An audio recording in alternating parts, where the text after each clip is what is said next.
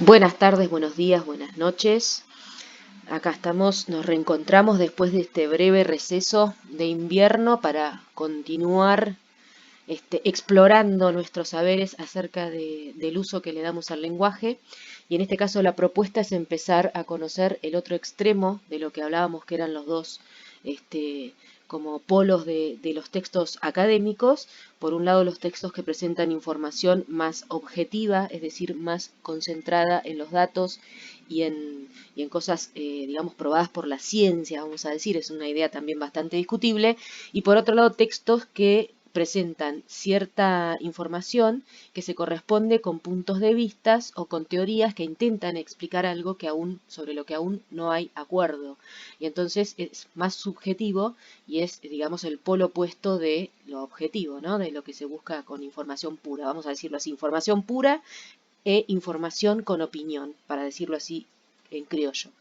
Bueno, esto es el análisis de este tipo de tipologías justamente es uno de los más complejos y vamos a empezar a conocerlas porque además de tener que ustedes manejar la información para ustedes poder leer este tipo de textos, son, digamos, aprendizajes que después van a tener que utilizar en algún futuro en sus clases con sus estudiantes. Así que allí vamos.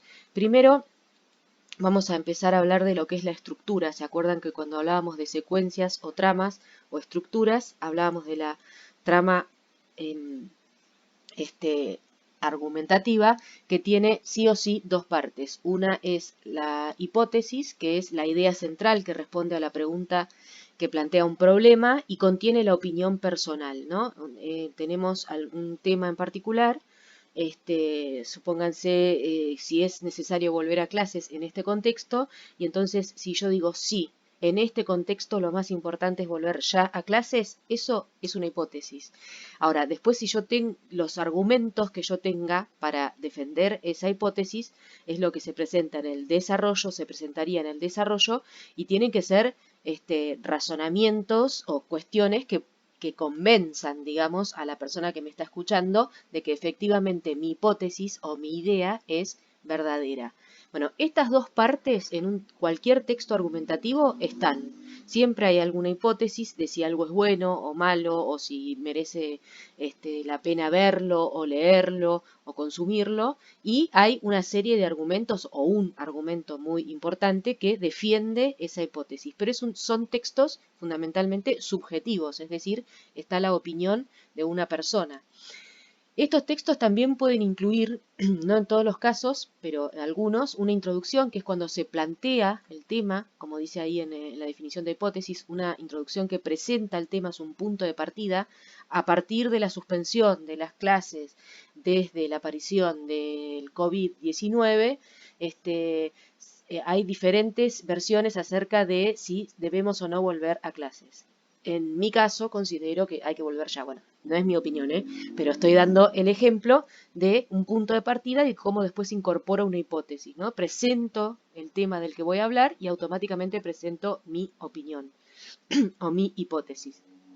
Siguiente, en el desarrollo empiezo a presentar argumentos que sostienen esa hipótesis o idea, como ya lo explicamos, y al final puede aparecer una conclusión, que es una especie de cierre de textos y que en este caso suelen aparecer como una especie de reafirmación de la hipótesis, o sea, como que vuelve a decir más o menos la idea que ya se había planteado, en otras palabras, en forma de síntesis, y puede ofrecer como posibles soluciones o formas de seguir adelante con ese tema. Hay formas muy variadas de textos argumentativos. Esta lista que aparece acá son recursos que se usan para argumentar. Yo solamente les voy a leer ahora lo que es la definición y alguna breve explicación, y en algún caso voy a leer el ejemplo, pero después ustedes tienen la opción de frenar el video y tomar nota si quieren comprenderlo, digamos, tomar nota mejor, más completo.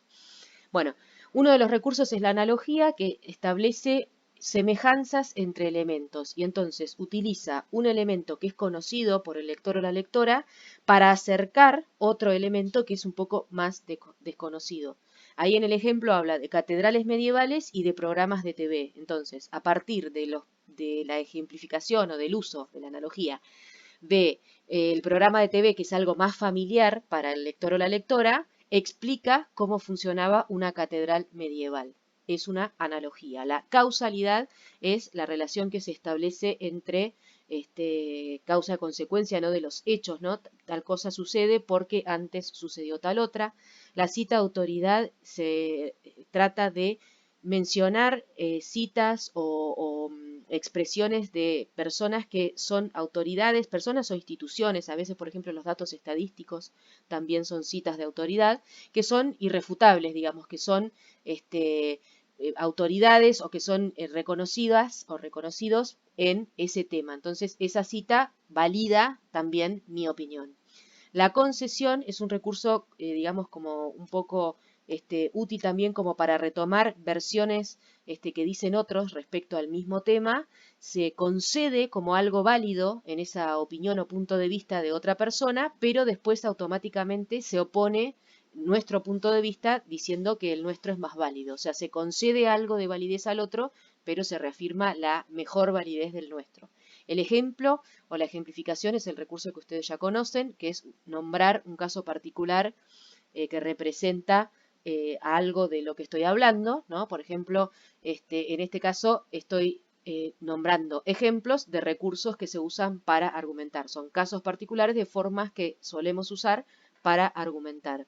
En el caso de la explicación, tiene que ver justamente con utilizar recursos explicativos, como puede ser definir, o como puede ser exponer alguna situación en particular, desarrollar un concepto, como dice ahí, y para demostrar su importancia y revalidarlo también como recurso, digamos, para argumentar y sostener esa hipótesis. La refutación viene un poco a relación de los anteriores, es nombrar, digamos, también argumentos que son distintos al nuestro, pero justamente para contradecirlo e invalidarlo. No concede como en la concesión, sino que directamente lo refuta. En general se trata de la palabra de otras personas o de argumentos de otras personas. Lamentablemente a veces se refuta, por ejemplo, no sé, hay opiniones políticas opuestas frente a algún tema y escuchamos a diversos políticos en lugar de hablar, o personas, ¿no? En la tele, en lugar de hablar de justamente de la discusión política, por ahí remarcan algún aspecto físico o alguna característica de la personalidad del otro oponente político, y es como que se refuta, digamos, por la negativa que no tiene nada que ver. Refutar es invalidar la palabra del otro a partir de argumentos, a partir de demostrar justamente que el otro está equivocado. Como en este caso dice, sin embargo, el hecho de que los libros pueden llegar a desaparecer no sería una buena razón para suprimir las bibliotecas. O sea, alguien dice, hay que cerrar, las bibliotecas van a cerrar. Entonces alguien le dice, bueno, no, o sea, el día que no se publiquen más libros, perdón, las bibliotecas van a tener que cerrar. Entonces, esta refutación le dice que no tiene nada que ver una cosa con la otra y demuestra por qué esa idea es inválida. Dice, por el contrario, deben sobrevivir como museos que conservan los descubrimientos del pasado. Quiero decirles que esa idea ya es obsoleta. En algún momento se creía que el libro electrónico iba a reemplazar al libro de papel y gracias a todos los dioses no sucedió, seguimos prefiriendo leer en papel. Bueno, la pregunta retórica es un recurso muy interesante del argumentativo, permite hacer interrogantes que el lector o la lectora automáticamente tiene una respuesta que lo pone de nuestro lado, digamos, lo pone acordando con nuestra postura y son preguntas como que tienen la respuesta implícita. Por ejemplo, ¿vamos a permitir que la inseguridad haga que nosotros vivamos encarcelados? Y bueno, entonces, ¿qué diríamos a esa pregunta? No, bueno, listo. Eso es una pregunta retórica. Bueno, no hay forma de contestar otra cosa que no sea no, porque la pregunta solamente lleva esa respuesta. Bueno, y ahí tienen otro ejemplo. ¿Por qué tendríamos que limitarnos, es la pregunta, ¿no?, a producir un universo finito, cuando podríamos pensarlo infinito? Bueno, esa es la pregunta retórica. Sigamos.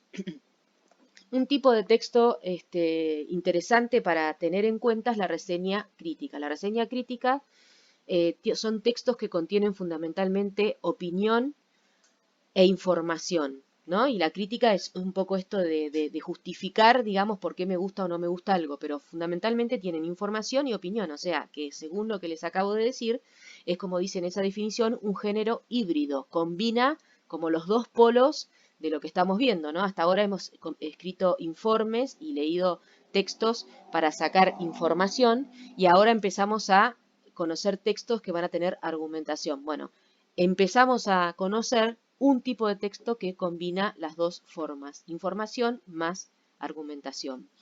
Les presento acá una consigna optativa, es decir, la pueden hacer, tener en la carpeta, me la pueden enviar para que yo se las revise o les diga si es correcta, pero no es obligación hacerla, si no tienen tiempo, digamos, no es obligación hacerla, pero se las planteo como práctica. Buscar en revistas o diarios de cualquier momento, no tienen que ser de actualidad, no tienen que ser nuevos, reseñas de libros, de obras de teatro o de películas, de lo que quieran, y diferenciar en esa reseña que han seleccionado fragmentos o partes informativas de los fragmentos o partes argumentativas, ¿no? Acá argumenta, acá presenta información.